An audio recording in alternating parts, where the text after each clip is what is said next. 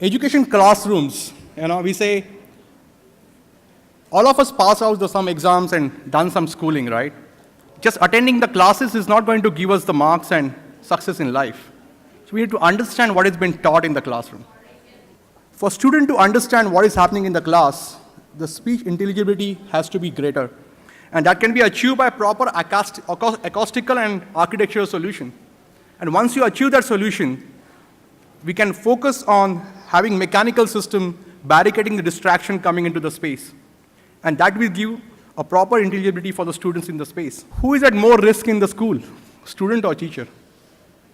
Now, we are talking in the context of acoustical nature of these classrooms. The young ones are more at a risk. The children's, like Tare Jameen Par we have seen, have very attention disorders. They are not focusing on the topic which is happening. So the young children are at higher risk of not getting what is happening in the classrooms. They are very prone to distractions. In India or abroad, 20-25% of the students do have a problem because of cold or hearing problem. The new avenue like iPods and other things are also giving permanent hearing disability to the students. Now, these are all the real issues on the ground for the students to get what has been taught in the schools. And significant part of Indian education schools are in English, where the vocal language or local language is not the mother tongue. So they have a problem in understanding what has been taught in the classrooms because of language barrier.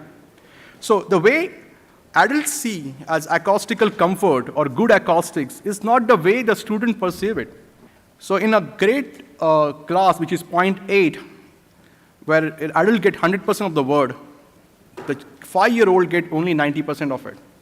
And when it is poor, which is 0.2, the learning, the reception of the kid, 5-year-old, is 60% lower than adult. So that's substantiate what I mean to say, adults don't understand how students listen, or how young kids listen in the class. So learning which they have in the class is profoundly detrimental by the acoustical problems inside the classrooms. This is a case study done in Pennsylvania, USA, 50-year-old school. You can see the before case, which is hard surfaces, pretty same like what schools we have in India.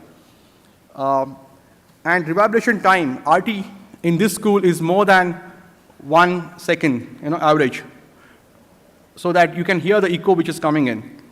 We have done acoustical intervention, architectural intervention, and put a ceiling which absorbs sound up to 0.7 NRC. NRC stands for noise reduction coefficient, so that as per NC standard or the LEED standard, the RT in the space is reduced to 0.6 seconds. And we will listen to a video which is a feedback of a teacher, what happened before and after case, her experience about how putting up acoustical ceilings made a difference to the student and a teacher both. Out there, the teacher is telling she could hear the student talking very clearly. The effort needed for her to communicate and to listen back to the students is reduced. And she could feel more connected to the students. And that is all about making a great school, where student and a teacher has a low barrier to connect with each other. And that makes the school the great school. We're talking about being school or building for the people. Ultimately, we are spending money to put a structure. We're doing interior, we're doing lighting, we're doing air conditioning inside the building.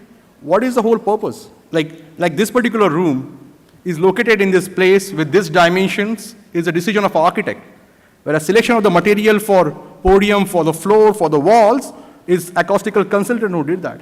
But the whole purpose of this room is the performance which we are doing. Similarly, schools are designed, built for students to learn inside the space. Now, if that is the purpose of the thing, we need to focus on really is that happening in the school. So acoustical comfort is going to be a part of a green buildings or new LEED buildings coming up in India and across the world, in which we are dividing the acoustical comfort into 4 parts. First is intelligibility of the sound, privacy, low distraction annoyance, and concentration wherever appropriate. If you take an example of a school building, you have a classroom, lecture halls, and intelligibility, which is clarity of the sound within the room, privacy, which is distraction from outside, sound quality. Now, all schools are getting modern. They have AV facilities, they have videos and audios played. So while designing the school or building a school, are we paying enough attention to this particular part while selecting materials and products? And concentration is ability to work without thing.